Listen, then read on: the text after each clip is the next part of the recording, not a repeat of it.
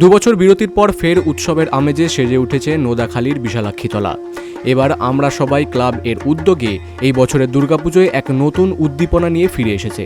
গত 2 বছর করোনার কারণে পুজো সেভাবে না হওয়ায় এবার ক্লাব সদস্য ও স্থানীয়দের মধ্যে ছিল ব্যাপক উৎসাহ। এই বছরের থিম জল বাঁচাও প্রাণ বাঁচাও।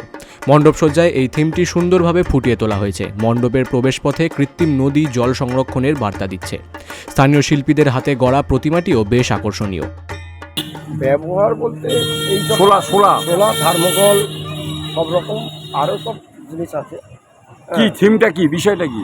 বিষয়টা হচ্ছে জ্ঞানের বৃক্ষ, মানে আমাদের মানবদের যে 7টা ইন্দ্রিয় আছে সেই 7টা ইন্দ্রিয়কে ভিত্তি করে এই যে শিকড় মানে আমাদের মানবদের একটা অঙ্গ, যেমন মাথা, গলা, মুখ, এই যে বিভিন্ন ভাগ আছে মানবদের, সেটাকে বৃক্ষে রূপান্তরিত করে আমরা সেইটাকে তুলে ধরতে চাই।